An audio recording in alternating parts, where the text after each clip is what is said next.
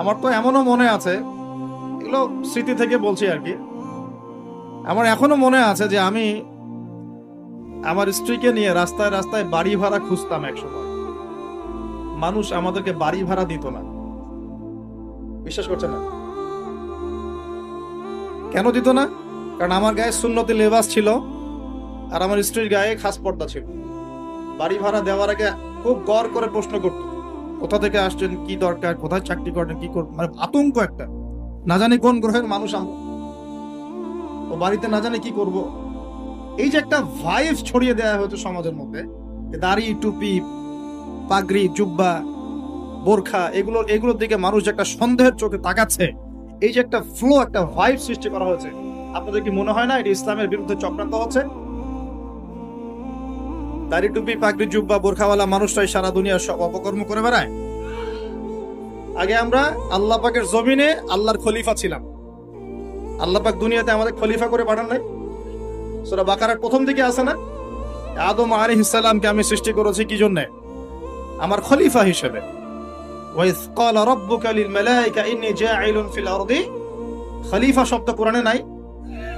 তাহলে আদম আলাইহিস সালাম এই দুনিয়াতে কার খলিফা? যে আল্লাহর খলিফা, সে আল্লাহ পাকের হুকুম আহকাম চালু করবে নাকি নিজের মন গড়া বিধান চালু করবে? যে আল্লাহর বিধান দিয়ে চলে সে আল্লাহর খলিফা না? আর যে আল্লাহর বিধান বাদ দিয়ে চলে সে কি আল্লাহর খলিফা, শয়তানের খলিফা?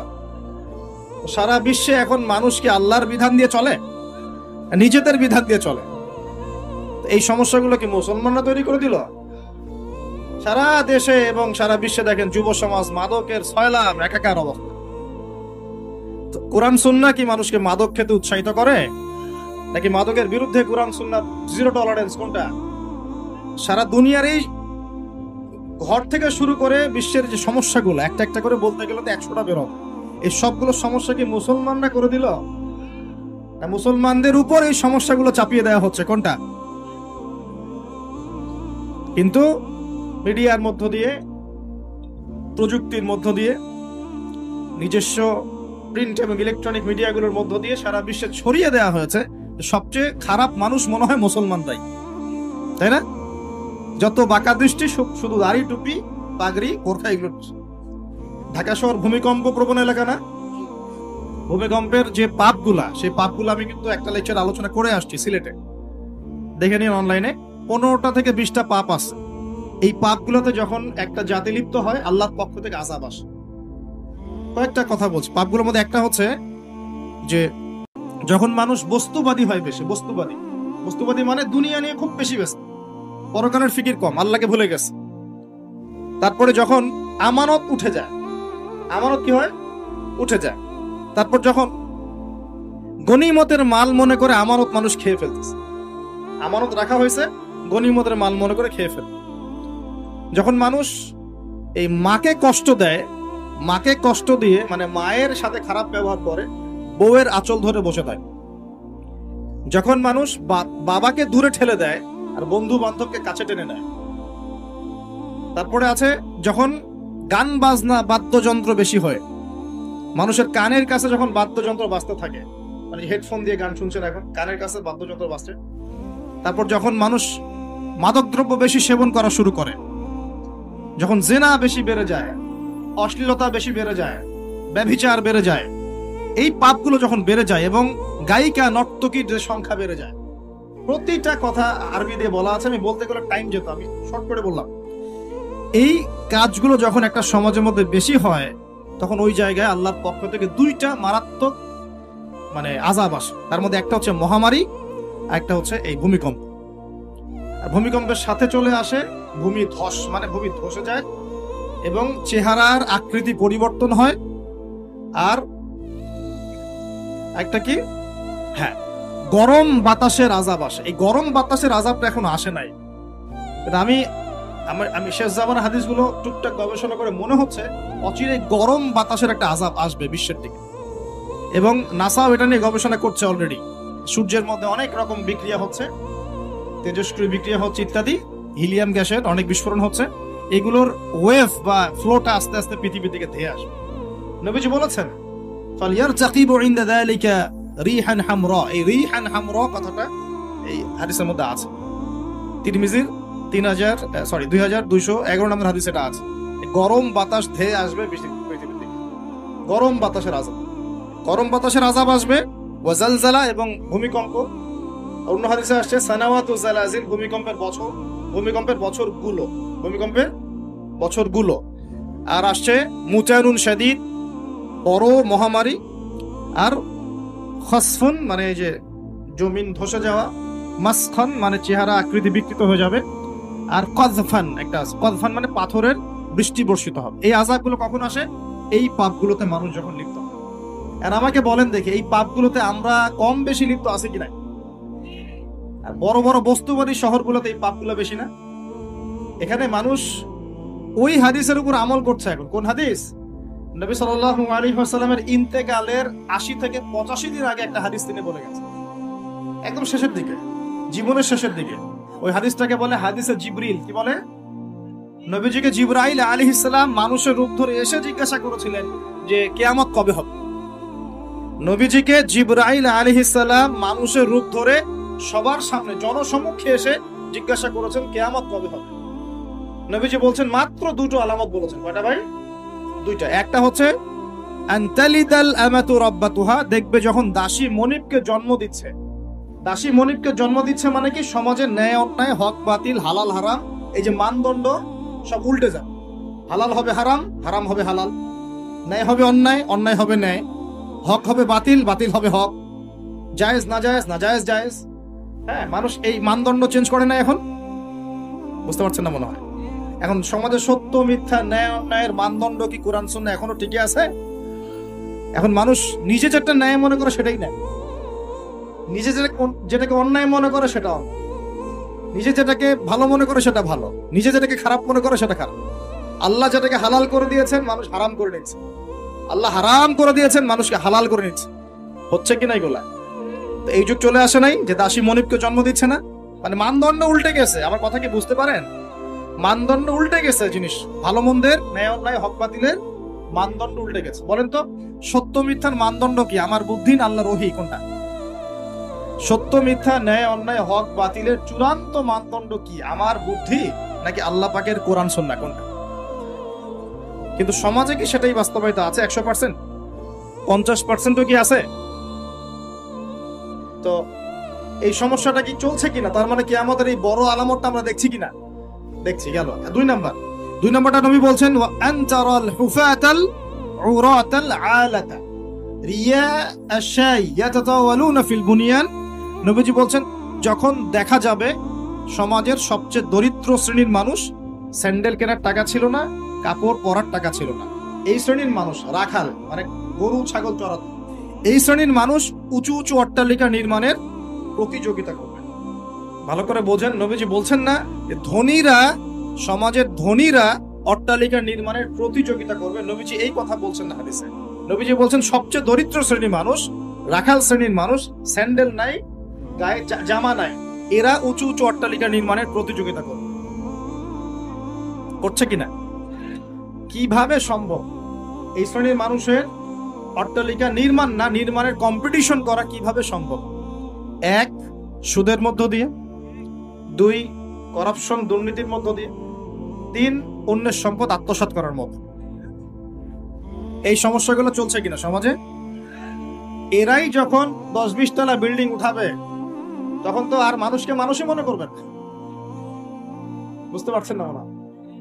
এদের তো কোনো পড়াশোনা নাই, কোনো ব্যক্তিত্ব নাই, কোনো দিনই ইলম নাই, রুচিবোধ নাই, কালচার না, সামাজিক না, এর তো মানে অসামাজিক।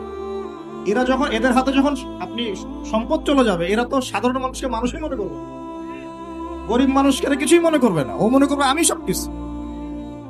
আমরা দেখেছি যার একটা বাড়ি আছে ঢাকায়, ও মানুষকে মানুষই মনে করে, মানুষকে মানুষই মনে করে না, যে মনে করে আমি শহরের মালিক।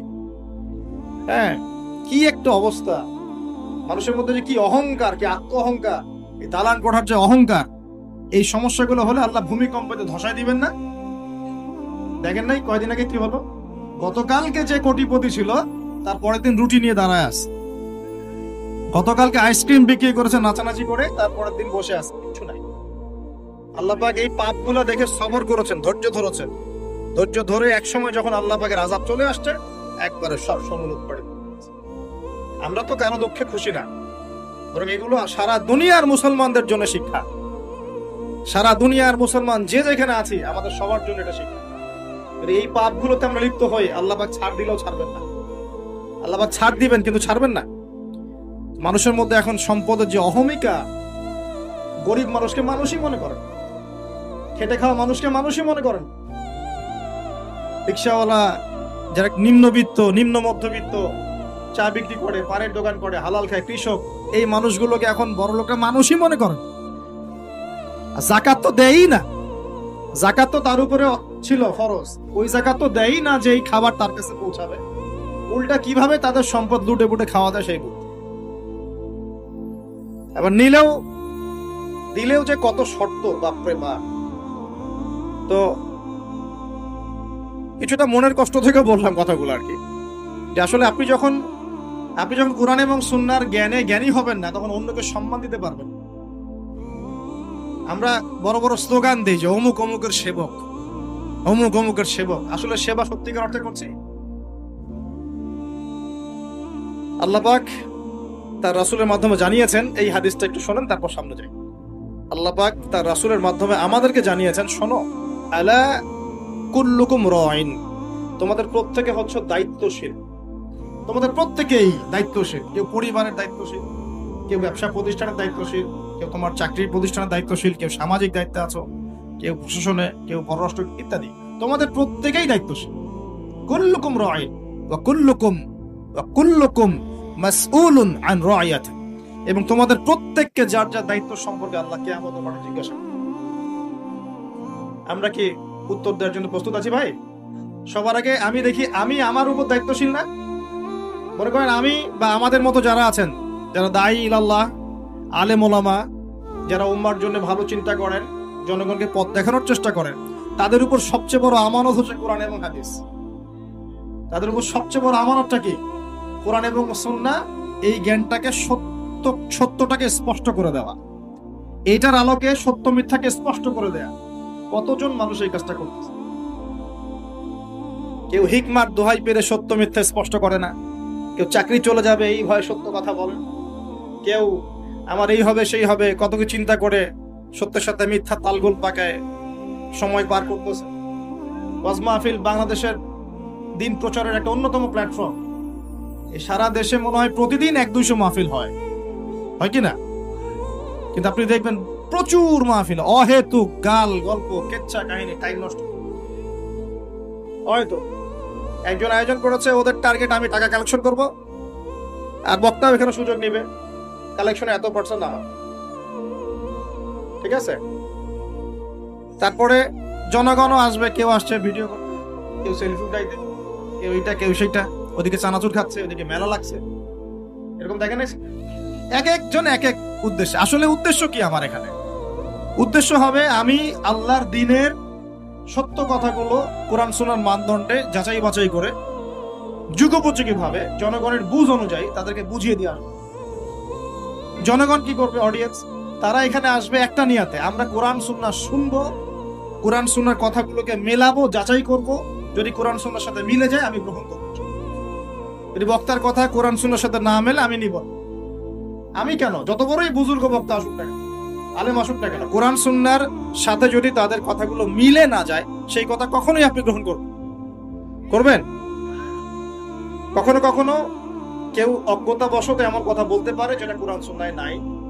এটা যদি অজ্ঞতাবশত হয়, তাহলে সে জ্ঞান অর্জন করলে আপনাকে শুধরে দিবে ইনশাআল্লাহ। আর যদি কেউ ইচ্ছা করে এগুলো করে, তাহলে আপনার উপর দায়িত্ব হচ্ছে কোরআন সুন্নাহর মানদণ্ডে যাচাই করে তার কথা গ্রহণ করা। এই কাজটাই বা কয়জন করে? শ্রোতাদের মধ্যে অনেকে আসছি বক্তাকে একবার দেখবো, চলে যাবে। কেউ আসছে সেলফি উঠা, কেউ মোবাইলে ছবি তুলবে, কেউ ভিডিও। প্রতিটা কাজের উদ্দেশ্য কি? আমাদের দ্বীনি কাজের উদ্দেশ্য হবে এই কাজগুলোর ওসিলায় পরকালে আল্লাহর নাজাত যেন পাই ইনশাআল্লাহ, এবং দুনিয়াতে আল্লাহর দ্বীন যেন এগিয়ে যায়, উপকৃত হয়। রিজিক, টাকা পয়সা, উন্নয়ন সবকিছু আল্লাহ পাকে দিবে ইনশাআল্লাহ। আল্লাহ দিবেন না? ইসলামপন্থীদের হাতেই সবচেয়ে বেশি রিজিক থাকবে ইনশাআল্লাহ। ইসলামপন্থীদের হাতেই সবচেয়ে বেশি সচ্ছলতা থাকবে ইনশাআল্লাহ। আর আগামীতে যে দিন আসতে যাচ্ছে, যে অর্থনৈতিক সংকটময় বিশ্ব আসতে যাচ্ছে, এই সময় যে কোরআন সুন্নাহর আলোকে ইকোনমিক্স ঢেলে সাজাবে, সেই পার পাবে, অন্য কেউ পার পাবে না। বিশ্বাস করছেন না? দেখে নিয়ে, যাকাত যদি এখনো চালু না হয় তাহলে গরিব মানুষের পেটে এবার লাথি মারা হবে সামনে। দেখে নিয়ে, যাকাত চালু করতে হবে।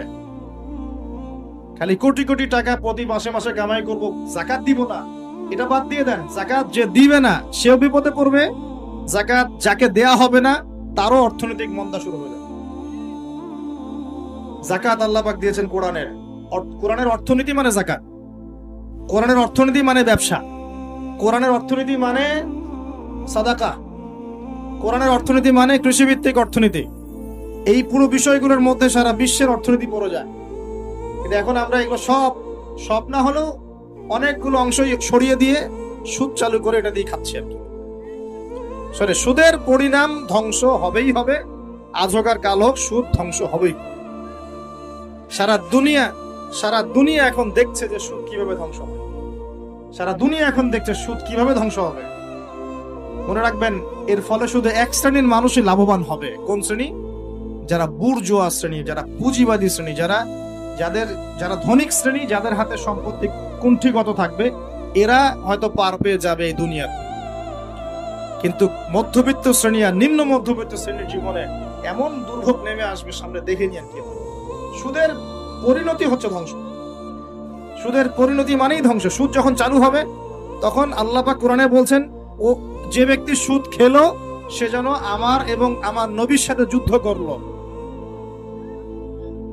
একটা বলি তাহলে বুঝবেন। সূরা বাকারায় 279-80 এই আয়াতগুলো দিকে আছে। 79-80 আল্লাহ পাক বলছেন, ইয়া আইয়ুহাল্লাযীনা আমানু, হে মুমিনগণ, ইত্তাকুল্লাহ, তোমরা আল্লাহকে ভয় করো। আল্লাহর কথা সহজ না? তোমরা আল্লাহকে ভয় করো। ওয়াযারু মা বাকিয়া মিনার রিবা, সুদ ছেড়ে দাও। সুদের অবশিষ্ট অংশ ছেড়ে দাও, মানে সুদ ছেড়ে দাও। ওয়া ইল্লাম তাফআলু, যদি তোমরা সুদ না ছাড়ো, ফাআযানু বিহারবিন মিনাল্লাহি ওয়া রাসূলিহি, তাহলে আল্লাহ এবং তার রাসূলের সাথে যুদ্ধের ঘোষণা শুনে নাও। কার কথা এটা? আমি বানিয়ে বললাম? আপনার কিতাব। এই কিতাব আপনার বাসায় নাই? আপনি কি এই কিতাবের জন্য জীবন দিতে চান না? যখন এই কিতাবকে কেউ অবমাননা করে, আপনার তো গা জ্বলে, হৃদয় রক্তক্ষরণ হয়। কয়দিন আগে ওই যে সুইডেন না ডেনমার্ক, হ্যাঁ, আমি নামও ভুলে গেছি, ভুলে যাওয়াই ভালো। এগুলো মনে রাখাই খারাপ, কারণ এদেরকে মনে রাখে কি হবে। শুধু প্রথম কথা হচ্ছে যে ওই পশ্চিমা সভ্যতার মধ্যেই যারা বাক স্বাধীনতার কথা বলে, ব্যক্তি স্বাধীনতার কথা বলে, আর তাদের বাক স্বাধীনতা মানে হচ্ছে ছেলে ছেলে বিয়ে করতে পারে, এটা ব্যক্তি স্বাধীনতা। আর বাক স্বাধীনতা মানে ইসলামের বিরুদ্ধে যা ইচ্ছা তাই বলবে, ইসলামের বিরুদ্ধে যা ইচ্ছা তাই বলতে পারবে, এটা হচ্ছে বাক স্বাধীনতা। আর আল্লাহ পাকের বিধানের বাইরে যা ইচ্ছা তাই করতে পারবে, মদ খাবে, সুদ খাবে, ঘুষ খাবে, জেনা করবে, পর্নোগ্রাফিতে থাকবে, যা ইচ্ছা করবে, এর নাম হলো ব্যক্তি স্বাধীনতা। এটা ওরা বিশ্বাস করে। তো সেখানে কোরআনকে অবমাননা করেছে, কোরআন পুড়িয়ে দিয়েছে, আপনারা দেখেছেন তো। তখন আপনার খারাপ লাগে নাই? একটু খারাপ লাগে নাই ভাই? কষ্ট হয় নাই? যদি সে আপনার ছেলে হতো, আপনি কি করতেন বলেন? আপনার ছেলে যদি কোরআন পুড়িয়ে দিত, কি করতেন?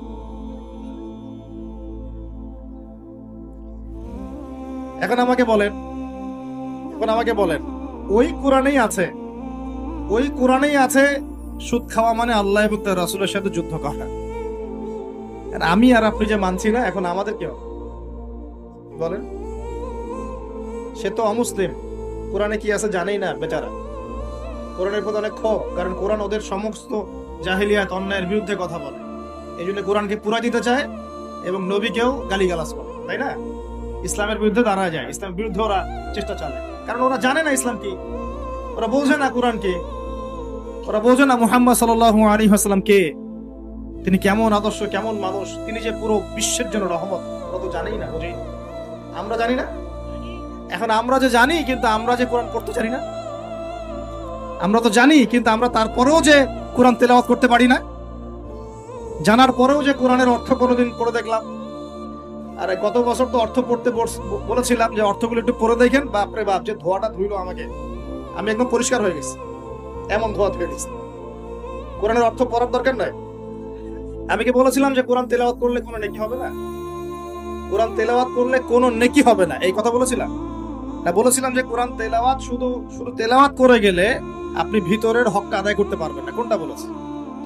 কোরআনে আপনি সূরা ফাতিহা পড়লেন, কিন্তু সূরা ফাতিহার অর্থ আপনি বুঝলেন না। আপনি কি সূরা ফাতিহার মধ্যে আল্লাহ যা বলেছেন তা কি বুঝতে পারলেন? এই যে আয়াত একটা তেলাওয়াত করলাম, আপনি পড়তে পারলেন ইয়া আইয়ুহাল্লাযীনা আমানু তাকুল্লাহা ওয়া যারু মা বাকিয়া মিনার রিবা ইন কুনতুম মুমিনিন ওয়া ইল্লাম তাফআলু ফাআযানু বিহারবিন মিনাল্লাহি ওয়া রাসূলিহি। আপনি কি কিছু বুঝলেন? তেলাওয়াত তো করলেন, প্রত্যেক হরফে 10 নেকি হলো, আপনার আমলনামায় প্রত্যেক হরফে 10 নেকি হলো, ঠিক আছে, বুঝলাম, মানলাম। কিন্তু এই আয়াত যে আপনি বুঝতে পারলেন না, এটা এখন আমি যদি বলে দেই আয়াতের অর্থটা এমন, হে মুমিনগণ আল্লাহকে ভয় করো, সুদ ছেড়ে দাও, যদি না ছাড়ো আল্লাহ এবং তার রাসূলের সাথে যুদ্ধের ঘোষণা শুনে রাখো। এবার কি কিছু বুঝতে পারলেন? বুঝতে পারেন না? তাহলে অর্থের দরকার নাই ভাই। আর কত সহজ করে বলবো বলেন তো ভাই, আর কত সহজ করে বোঝাবো?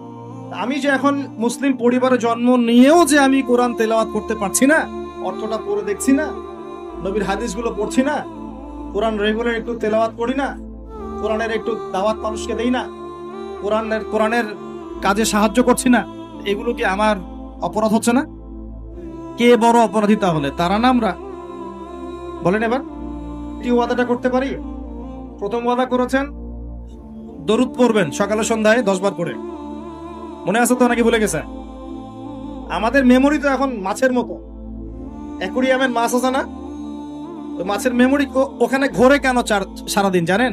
কারণ ওর memory short time memory loss, মানে ওর মেমোরি এত নিচু স্কেলের, ও মনে করে যে এটা হচ্ছে অনেক বড় সমুদ্র, ও কোথায় গেল ভুলে গেল, এই যেখান থেকে এই পর্যন্ত গিয়েছে ও ভুলে গেছে কোথায় কোথায় আসছে, মেমোরি লস। আমাদের কেন জানি আমাদের জাতিটা এরকম হয়ে গেছে, আল্লাহ মাফ করো। একটা ইস্যু আসে, ওইটা নিয়ে একদম মাথামাতি লাফালাফি, চলে গেলে ওটা ভুলে যাবে, নতুন ইস্যু, এমনটা হয় না? আচ্ছা, তো আপনারা ওইরকম হয়েন না অন্তত পক্ষে, আল্লাহ পাক তৌফিক দান করুন। যাই হোক, এই শবে মেরাজে রাসূল সাল্লাল্লাহু আলাইহি ওয়াসাল্লামকে আল্লাহ পাক তার আরশের কাছাকাছি নিয়ে আল্লাহ পাক যে কথাবার্তা বলেছেন, আল্লাহ পাকের সাথে তিনি যে কথা বলেছেন, আল্লাহর নূর দেখেছেন, আল্লাহর দিদার লাভ করেছেন, এই সময় আল্লাহ রাব্বুল আলামিন তাকে 3টা হাদিয়া তৌফা দিয়েছেন। কয়টা ভাই? গৌরের সাথে শোনেন, মনোযোগ দিয়ে শোনেন। 3টা হাদিয়া দিয়েছেন। এক, আল্লাহ পাক আমাদের নবীকে দিয়েছেন 50 ওয়াক্ত নামাজ। কত ওয়াক্ত? এই 50 ওয়াক্ত নিয়ে তিনি আসছিলেন। আস্তে আস্তে পঞ্চম আসমানে দেখা হয়েছে নবী মুসা আলাইহিস সালামের সাথে। কোন নবী? মুসা আলাইহিস সালাম নাম তো জানেন? কোরআনে সবচেয়ে বেশি কোন নবীর নাম এসেছে এটা জানেন তো? হয়তো অনেকে জানতেন না। কোরআনে কিন্তু সবচেয়ে বেশি আমাদের নবীর নাম আসে।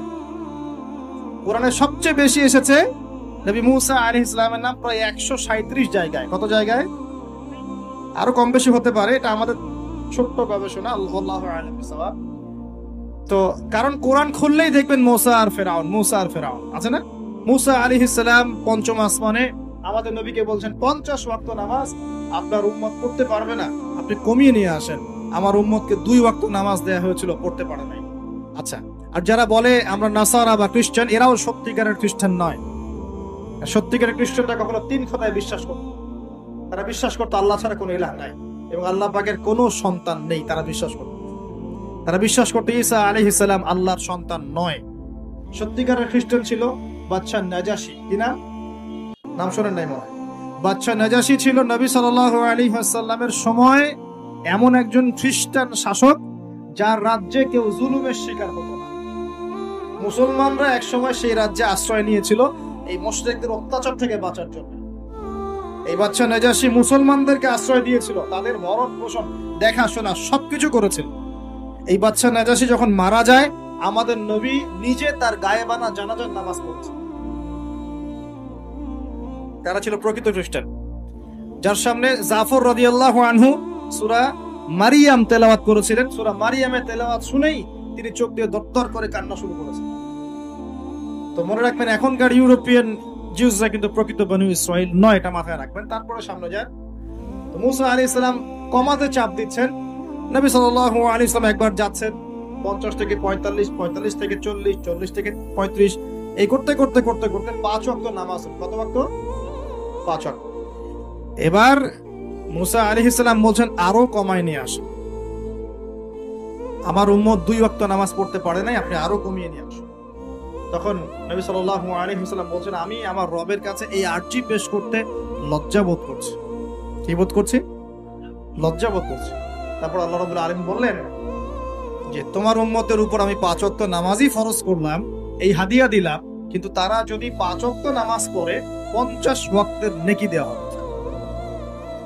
আর কিছু চাই ভাই? 5 ওয়াক্ত নামাজ পড়লে আমরা প্রতিদিন 50 ওয়াক্ত নামাজ পড়ছি। শুধু তাই নয়, আল্লাহ পাক বলে দিলেন তোমার উম্মতের কোন ব্যক্তি যে কোনো ভালো কাজ করুক না কেন তাকে 10 গুণ বাড়ায় দেওয়া হবে। 1 টাকা দান করেছেন, 10 টাকার নেকি দেওয়া।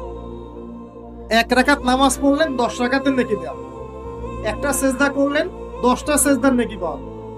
একবার সুবহান, একটা পাপ, একটা পাপের কারণে আল্লাহ পাকের মহামারী নেমে আসে, আল্লাহ পাকের পক্ষ থেকে মহামারী নেমে আসে।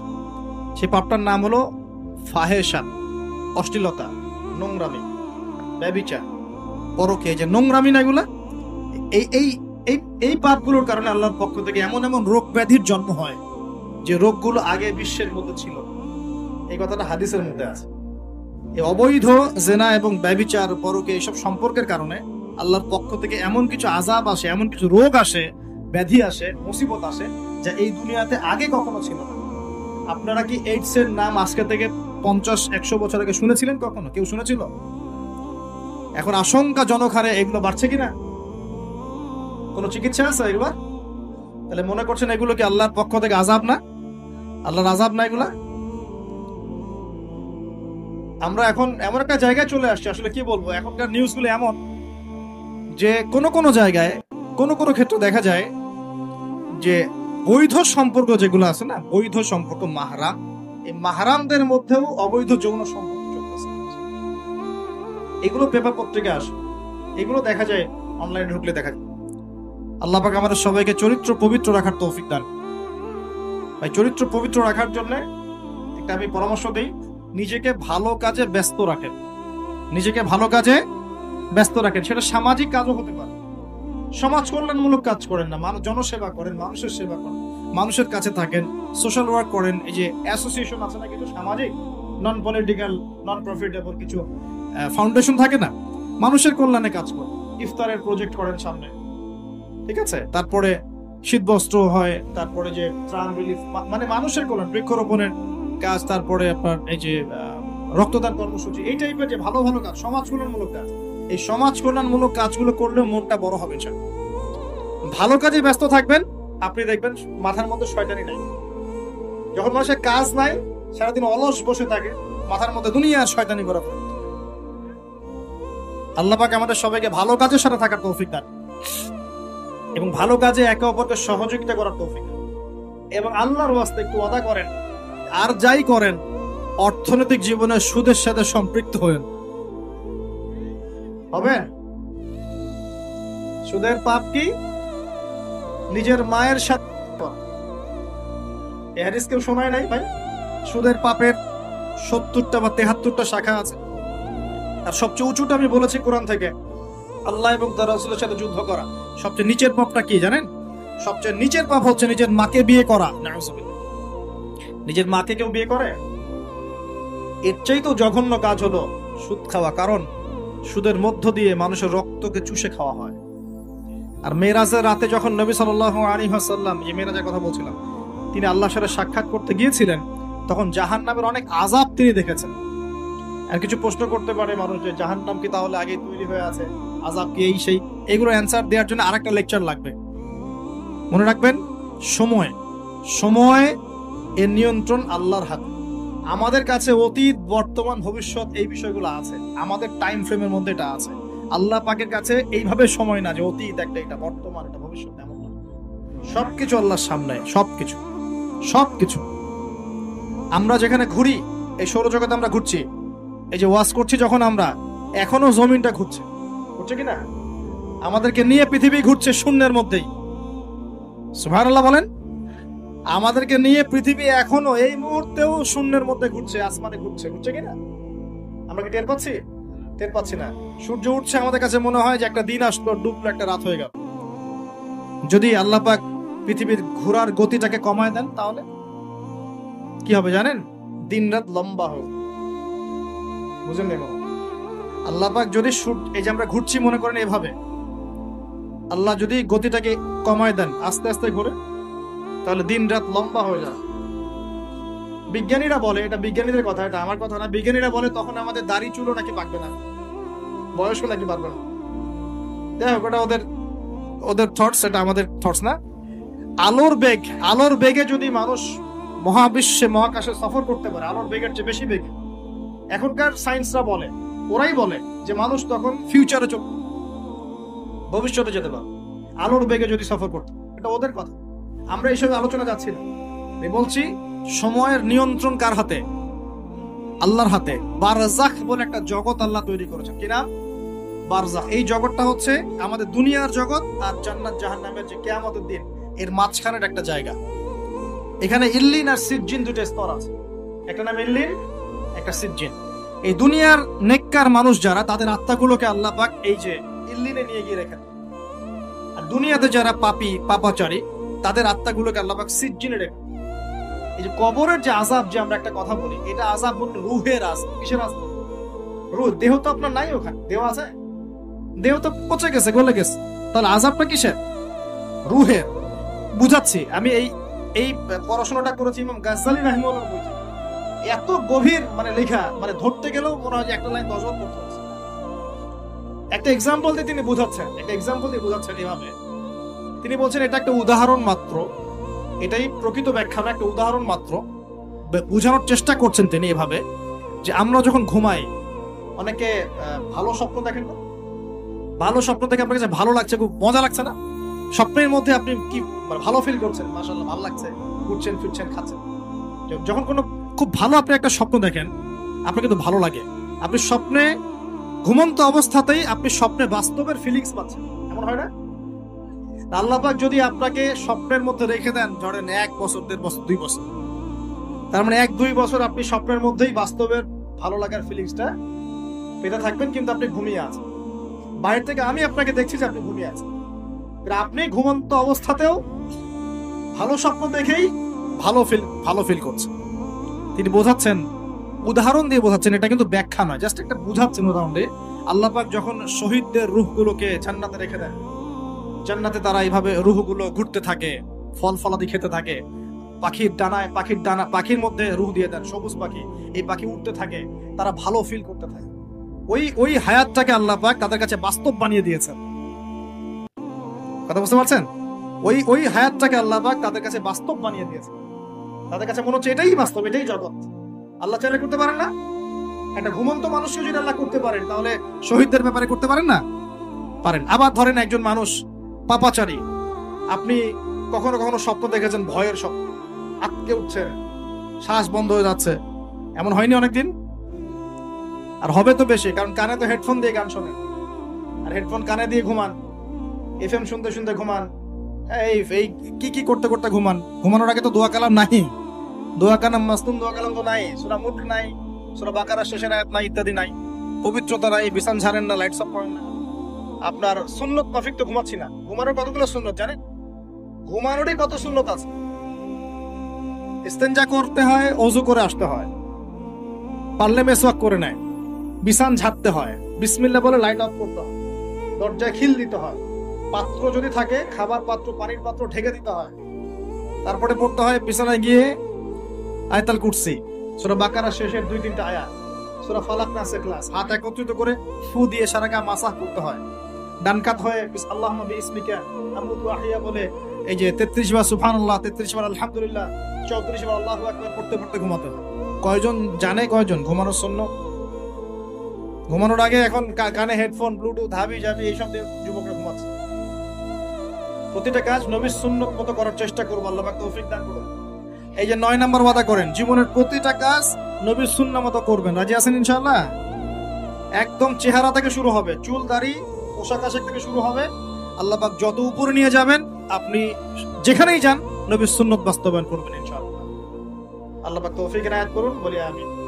মনে করেন খারাপ স্বপ্ন দেখছেন, খারাপ স্বপ্নে এখন আপনি কষ্ট পাচ্ছেন, দেখছেন যে পানিতে ডুবে যাচ্ছেন, দেখছেন যে আপনি আগুনে পড়ে যাচ্ছেন, দেখছেন যে আপনি হয়তো কেউ আপনার শ্বাস গলা চিপে ধরেছে ইত্যাদি, মানে আপনি কষ্ট পাচ্ছেন।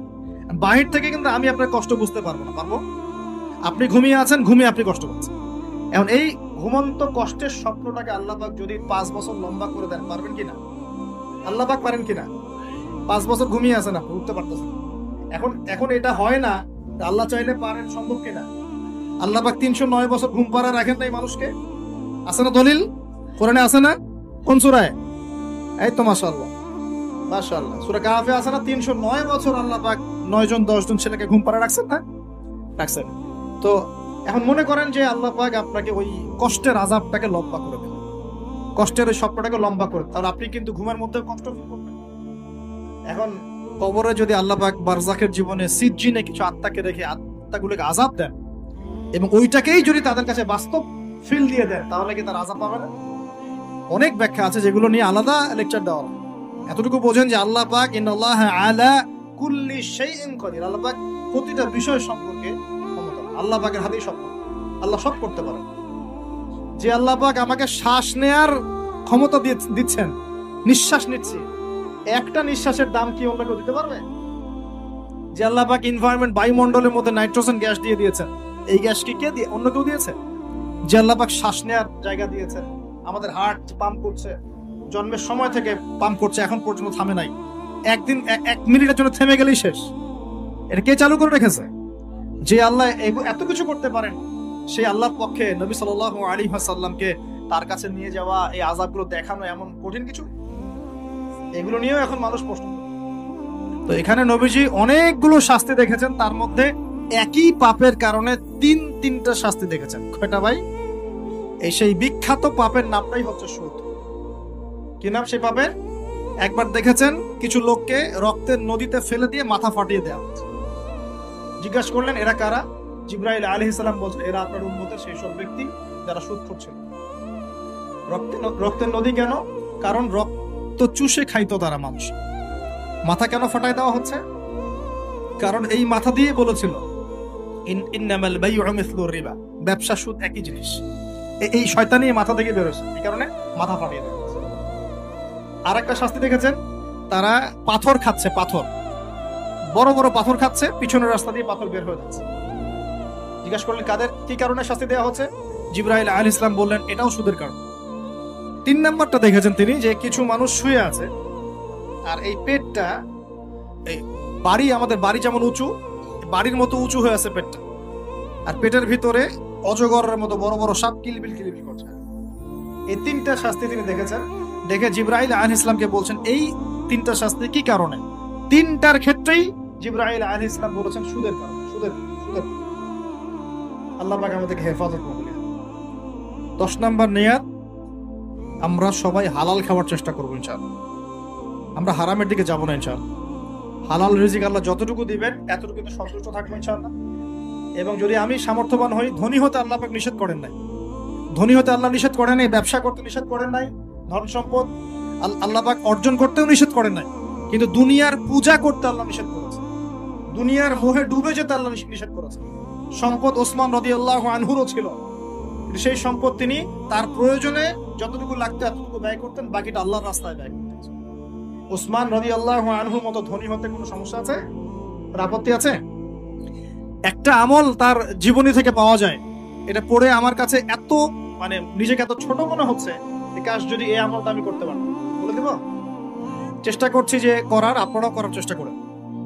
ওসমান রাদিয়াল্লাহু আনহু ধনী ছিলেন কিনা? নবীর কাছে গিয়ে বলছেন যে আমার ধন সম্পদ খুব বেশি বাড়ছে, ইয়া রাসূলুল্লাহ আপনি সম্পদ একটু কমানোর দোয়া করেন তো আমার জন্য। চিন্তা করা যায় মানুষ এমন দোয়া কেউ করবে যুগে? আচ্ছা, নবী সাল্লাল্লাহু আলাইহি ওয়াসাল্লাম বললেন তুমি উটের পিঠে, গাধার পিঠে খাওয়া দাওয়া করো, ঠিক আছে, খাওয়া দাওয়া করো। তো তিনি খাওয়া দাওয়া করেন। এখন কয়দিন পরে, কয়দিন বলতে কতদিন আল্লাহ ভালো জানেন, তিনি এসে বলছেন ইয়া রাসূলুল্লাহ আমার তো সম্পদ আরো আগের চেয়ে বাড়তেছে, দেখি আপনি কি দোয়া করলেন? সম্পদ আরো বাড়া শুরু করেছে। তখন তিনি বলছেন যে তুমি যখন খাও তখন তোমার হাত থেকে যদি খাবার পড়ে যায় তুমি কি করো? তখন তিনি বলেছেন আমি আমার হাত থেকে খাবার যদি পড়ে যায়, একটা দানাও যদি পড়ে যায়, উটের পিঠ থেকে নেমে সেই খাবারটাকে তুলে পরিষ্কার করে তারপর খাই। ওসমান রাদিয়াল্লাহু আনহু এত ধনী মানুষ, তিনি প্রতি বেলায় 100 মানুষকে খাওয়াতে পারেন, কোনো সমস্যা নেই। তিনি একাই তাবুকের যুদ্ধে 30,000 সৈন্যের দায়িত্ব নিয়েছেন। 30,000 সৈন্য 3 মাস যাবে, যাত্রা বিরতি করবে, খাবে দাবে, তাদের ঘোড়া অস্ত্রশস্ত্র সব দায়িত্ব একজন ব্যক্তি বহন করেছেন, ওসমান রাদিয়াল্লাহু আনহু। কত বড় ধনী আপনি চিন্তা করেন। উনার মতো ধনী কোন পররাষ্ট্রমন্ত্রী নাই পৃথিবীতে, কোন বিশ্ব নেতাও নাই উনার মতো ধনী, কেউই নাই। আর উনি কিন্তু তার এই ধন সম্পদ সুদের মধ্য দিয়ে অর্জন করেন, তার ধন সম্পদ দুর্নীতির মধ্য দিয়ে অর্জন করেন। তার ধন সম্পদ তিনি কিন্তু এই যে অন্যের সম্পদ অন্যায়ভাবে দখল করে অর্জন করেন। তিনি সম্পদ অর্জন করেছেন বৈধ পন্থায়, হালাল ব্যবসা করেছেন নাকি না? এই যে আমল, তো নবীজি বলছেন যে তোমার আমল যদি এমনই হয়, তাহলে তোমাকে আল্লাহ পাক সম্পদ দিবে না, কাকে সম্পদ দিবে? মানে তুমি আল্লাহ পাকের যে সম্পদ, রিজিকের যে শুকরিয়া আদায় করো, কৃতজ্ঞতা প্রকাশ করো যে আল্লাহ আমাকে ভালোবেসে রিজিকটা দিয়েছে, করতেছেন। এই দুনিয়াতে এই পুরো মহাবিশ্বের কোটি কোটি গ্যালাক্সি, গ্রহ, নক্ষত্র, তারা, প্রত্যেকটা জায়গায়, মানে এমনকি একটা গাছের পাতাও আল্লাহ পাকের হুকুম ছাড়া, তাসবিহ ছাড়া চলে না। শুধু মানুষ হতভাগা একটা প্রাণী, যে আল্লাহর জমিনে থেকে, আল্লাহর খেয়ে, আল্লাহর পরে, আল্লাহর বাতাস থেকে শ্বাস নিয়ে, আল্লাহর দেওয়া পানি পান করে, আল্লাহ পাকের দেওয়া অর্থ, সম্পদ, রিজিক, স্ত্রী, সন্তান সব ভোগ করে আল্লাহরই জমিনে আল্লাহ বিরোধী আইন চালু করে দিয়েছে। এই মানুষই একটা হতভাগা প্রাণী আছে।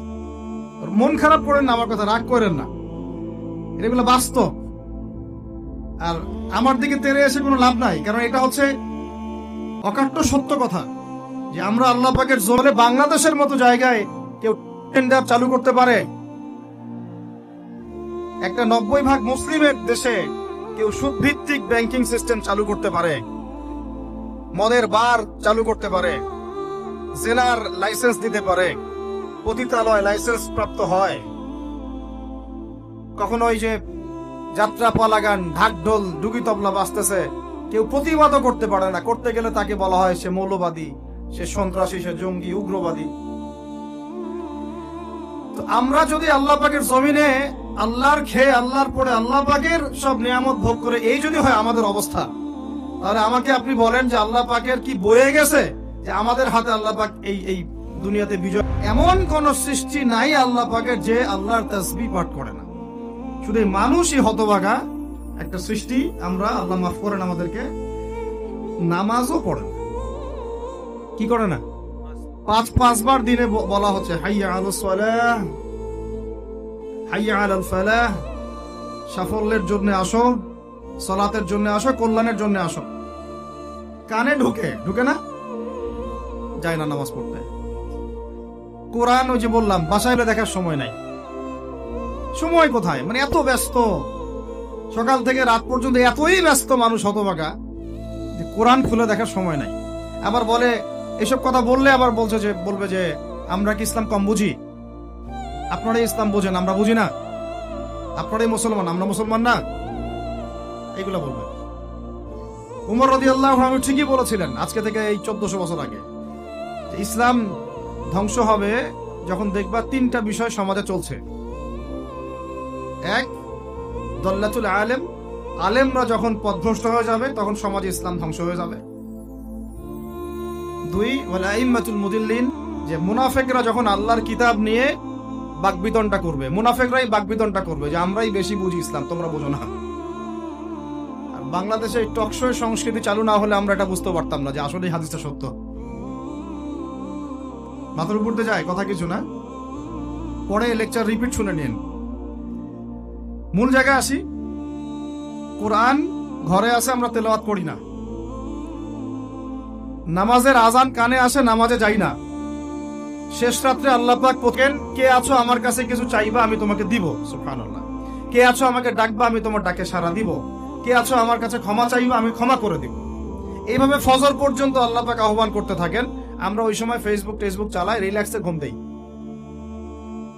তাহলে নামাজের আজান কানে যায়, নামাজ পড়ি না, কোরআন বাসায় আছে তেলাওয়াত করি না, খুলেও দেখি না 40 কুলখানি বাদ দিয়ে। আর শেষ রাত্রে আল্লাহ পাক আহ্বান করতে থাকেন, আমি উঠে ওযু করে 2টা রাকাত নামাজ পড়ে একটু দোয়া করব, সেটা পারি না। এই আমি আবার যখন এই যে ইলমটা আমাকে 20 বছরে 20টা সূরাও শিখায় না, 20টা হাদিস আপনার মুখস্থ নাই, আমি চ্যালেঞ্জ করতেছি আপনাকে। 20টা হাদিস আপনি দাঁড়ায় বলেন, ছোট ছোট হাদিস খালি।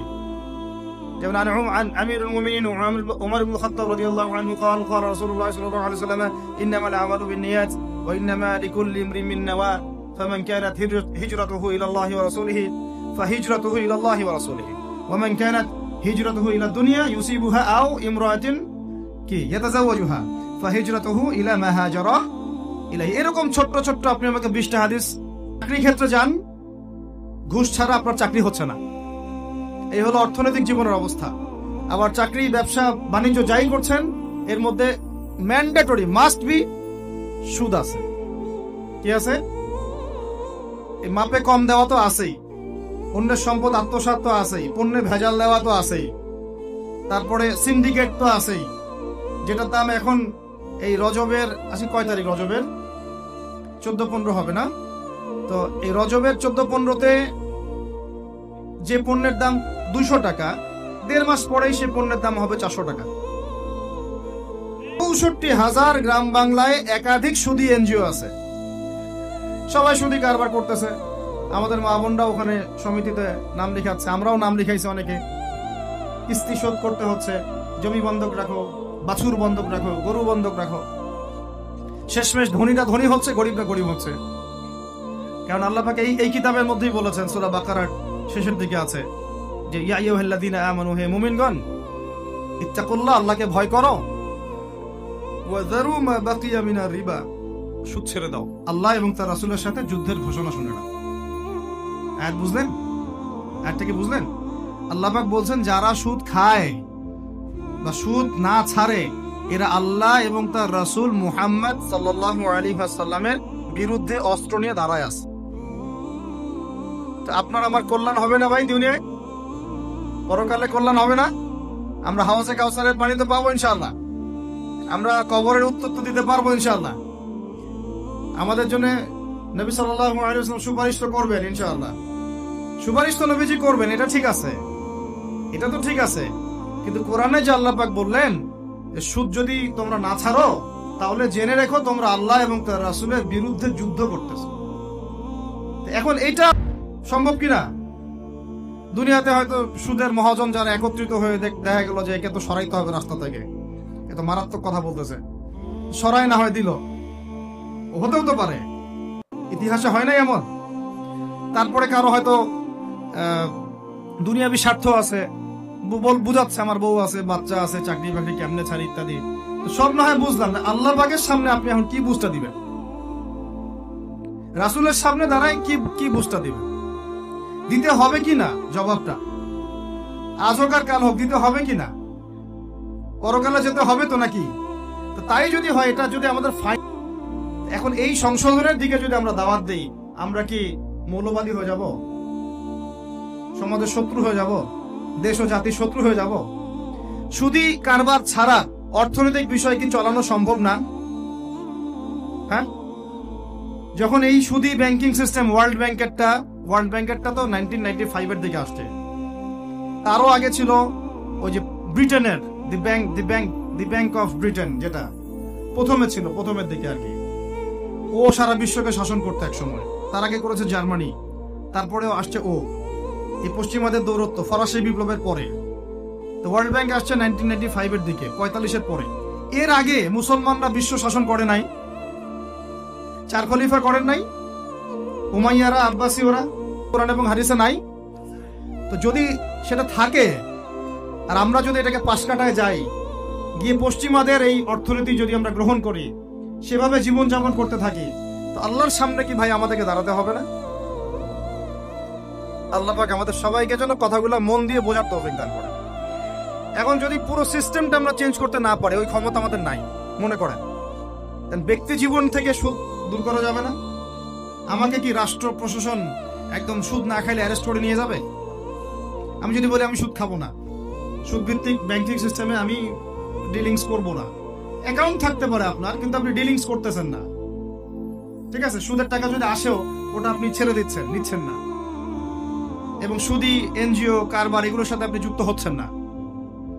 তো আপনাকে কি অ্যারেস্ট করে নিয়ে যাওয়া হবে জেলখানায়? কেন খাচ্ছিস না বলেন, নিয়ে যাওয়া হবে? এখনো ওই রকম দুঃসাহস দেখানোর মতো লোক বাংলাদেশে আসে নাই যে আপনি সুদ না খাইলে আপনাকে জোর করে ধরে নিয়ে যাও। আছে এরকম কেউ? কখনো করবে না তারা এই কাজ, ইনশাআল্লাহ। কে খাচ্ছে তাহলে? আমরা নিজেরাই খাচ্ছি। হয় আমি খাচ্ছি, না হলে আপনি খাচ্ছেন, না হলে আপনার স্ত্রী খাচ্ছে, না হলে আপনার বাবা খাচ্ছে। অতএব সুদের মধ্য দিয়ে আমরা আল্লাহ এবং তার রাসূলের সাথে সরাসরি যুদ্ধ করতেছি। বদরের যুদ্ধে কি আবু জাহেলরা পরাজিত হয় নাই? উহুদের যুদ্ধে, খন্দকের যুদ্ধে, মুতা, ইয়ারমুকে, এই শতাব্দীর পর শতাব্দী আল্লাহ এবং তার রাসূলের বিরুদ্ধে যারা দাঁড়াইছে তারা কি কখনো টিকতে পারছে? আজকে পশ্চিমারা সারা বিশ্বকে এভাবে সুদখোর বানিয়ে দিয়েছে, আর প্রত্যেকটা মুসলিম কান্ট্রি এর খপ্পরে পড়ে গেছে, বের হতে পারতেছে না। বের হওয়ার জন্য শুধু একটা জিনিস দরকার, একটা জিনিস, সেটা হচ্ছে আল্লাহ এবং তার রাসূলের প্রতি পরিপূর্ণ বিশ্বাস, ঈমান। এইটা আমাদের অর্জন হয় নাই, এটাই সত্য কথা। অর্জন যদি হতো তাহলে আমরা বিকল্প চিন্তা করতে পারতাম। যদি আফগানিস্তান আগামী 10 বছর এভাবেই অর্থনীতি চালাতে পারে, এখন তাদের যে অবস্থা, আগামী 10 বছর যদি আর নতুন করে যুদ্ধ বিগ্রহ না হয়, কোরআন এবং হাদিসে নাই, তো যদি সেটা থাকে, আর আমরা যদি এটাকে পাশ্চাত্য করেছি ভাই, এমনি কথা বলতেছি না। অনলাইনে যারা আপনাদেরকে এইসব তালগোল মার্কা কথাবার্তা বুঝায়, যে কাগজের টাকা নিয়ে উল্টাপাল্টা কথা বলছে, থিসিস করেছে ইউনিভার্সিটিতে, এগুলোর উপরেই এমনি কথা বলতেছি না। যে পেপার মানি আপনার পকেটে, আমার পকেটে যেটা আছে আপনার পকেটেও সেটাই আছে, এর ভিতরেও সুদ আছে। ইলেকট্রনিক মানি যেগুলো আমরা ইউজ করতেছি এগুলোর ভিতরেও সুদ আছে,